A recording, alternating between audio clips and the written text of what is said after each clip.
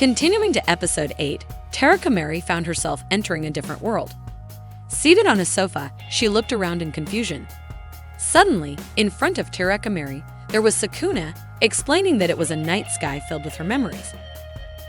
The stars in the sky were fragments of her memories. Kamari commented that the stars were beautiful, but Sukuna denied it, saying they were not beautiful at all. Sukuna then showed one of her memories, where she was at home reading a book with her sister named Kamari Memoir. She was a very kind older sister. Sukuna recounted that those days were peaceful and her family was harmonious. On holidays, they went together to gaze at the stars. Perhaps that's what made her fond of stars. However, now if she imagines those times, it's just an empty dream. Sukuna then asked Kamari if she knew about the wicked god Slayer in this world. Kamari replied that she didn't know. Sukuna explained that the god referred to the Dark Core.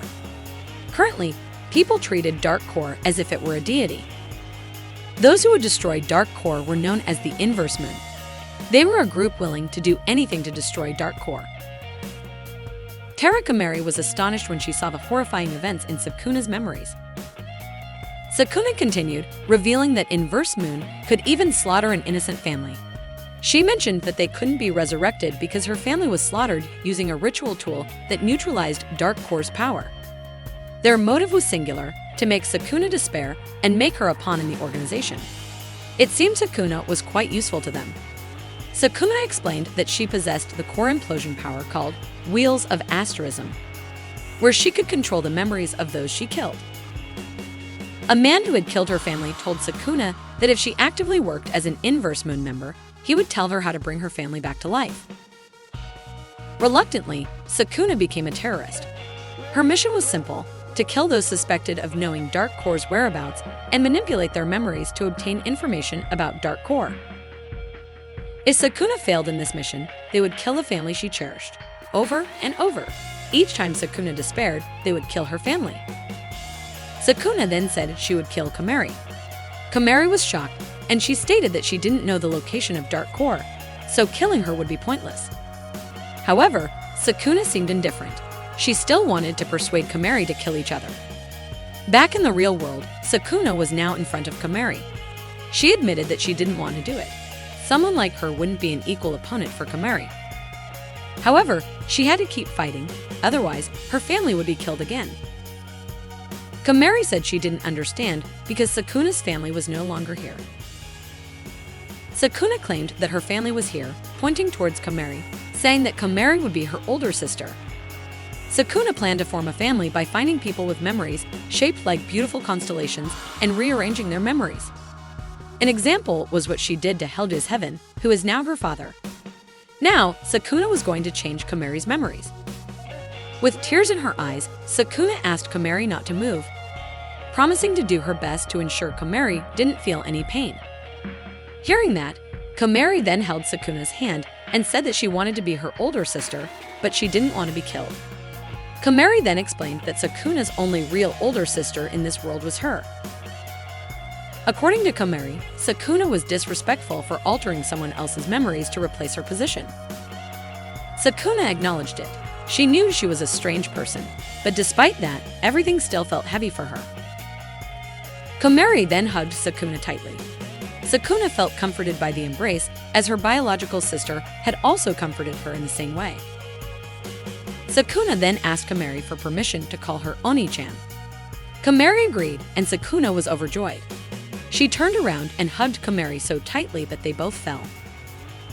In that beautiful moment, Metal suddenly appeared and scolded Sukuna. In reality, Metal had already ordered Sukuna to kill Kamari. Angered, Metal struck Sukuna, sending her flying. Metal approached Sukuna and started beating her. Seeing this, Kamari ordered Metal to stop hurting Sukuna. Now, Kamari knew that Metal was the one making Sukuna suffer. Metal then ordered Sukuna again to kill Kamari, kicking Sukuna towards Kamari. Angry, Kamari ran and tried to hit Metal, but Metal easily caught Kamari's hand, claiming that she was very weak. Metal then threw Kamari's body. Realizing how weak Kamari was, Metal intended to torture her until she revealed the location of Dark Core. However, Sukuna rebuked Metal, telling her not to harm Komari. Sukuna said she wouldn't obey Metal's orders anymore and decided to leave Inverse Moon. Sukuna took and drank the Cornelius elixir that Metal had given her before. Instantly, Sukuna's power increased drastically. She also vowed to defeat Metal, even if it meant dying there. With magic much stronger than before, Sukuna attacked Metal repeatedly with her ice spells. Metal tried to dodge the attacks, and running toward Sukuna, attempted to strike her with her sword.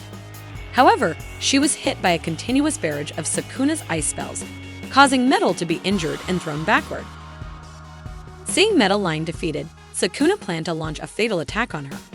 However, before she could do so, her body suddenly stopped due to the side effects of the elixir she had consumed earlier. Metal then rose and punched Sukuna, sending her flying far and falling next to the unconscious Komari. Tearfully, Sukuna apologized to Komari for involving her. Sukuna felt that everything was over. However, she then remembered Millicent's words that if Sukuna reached a dead end, she should make Komari drink her blood. With the remaining energy, Sukuna dripped her blood from her hand into Komari's mouth. Activating her core implosion power, she rose from her unconscious state. Metal, who was now close by, holding a sword that was her ritual tool, threatened Komari to reveal the location of Dark Core. Komari then mentioned that the blood she consumed was not enough, and she sucked more of Sukuna's blood. A very bright light radiated from Komari's body, and her hair now turned white, with glowing red eyes. Looking at Metal, she declared that she wouldn't forgive her until she apologized to Sukuna. From a distance, Komari's father and Empress watched Komari with their magic sphere. Komari's father was shocked to see Komari's now white hair.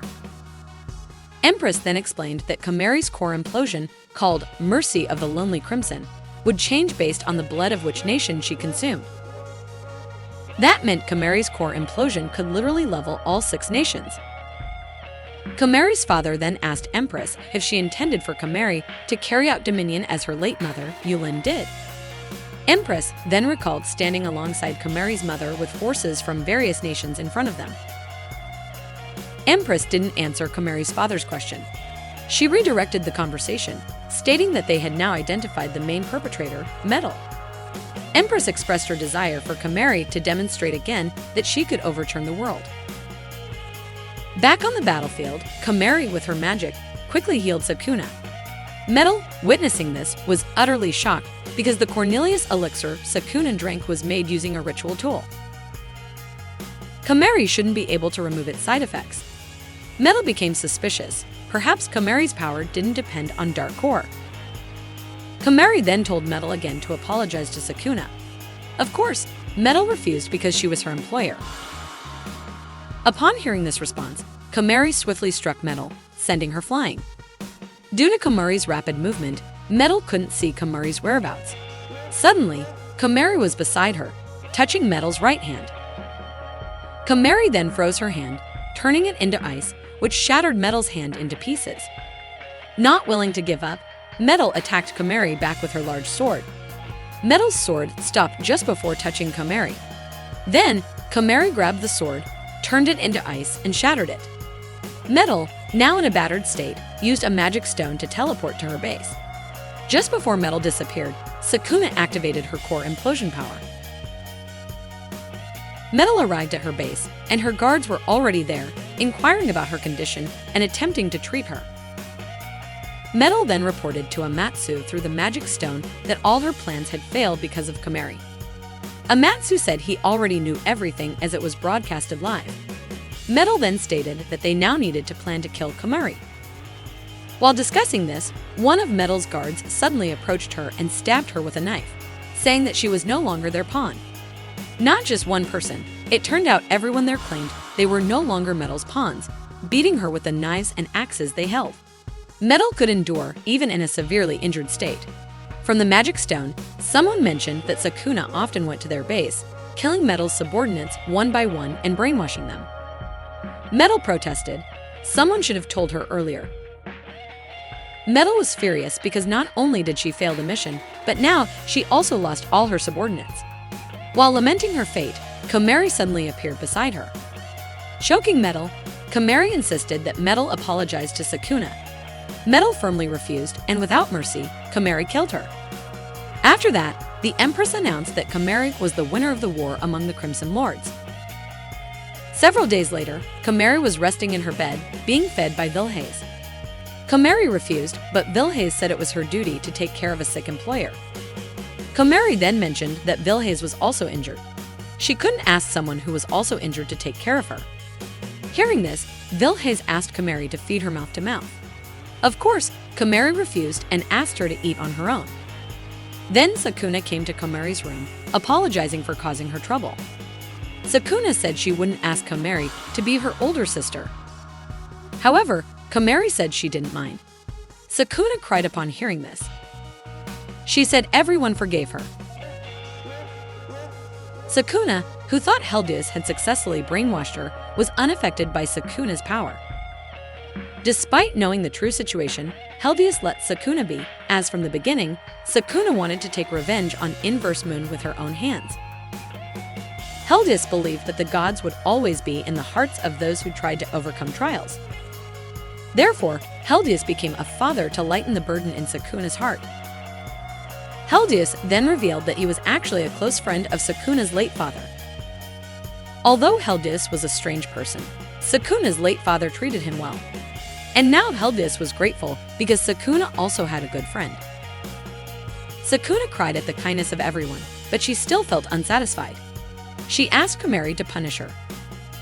Kamari immediately quipped, inviting Sukuna to go on a date. Vilhaze looked very jealous. Kamari then explained that she meant to accompany Sukuna outside because the prize for winning the war among the Crimson Lords was a 2-week vacation. Sukuna felt that it wasn't a punishment. Kamari then added that if that's what Sukuna wanted, she had to help her write a novel. Sukuna agreed and said she would come whenever Kamari called her. Now they declared themselves friends. Vilhaze, seeing this, could only cry and resign herself to their intimacy. Elsewhere, the members of Inverse Moon gathered and discussed Kamari's core implosion, deciding not to underestimate her. They also stated that they would continue to work together to destroy the remaining dark core.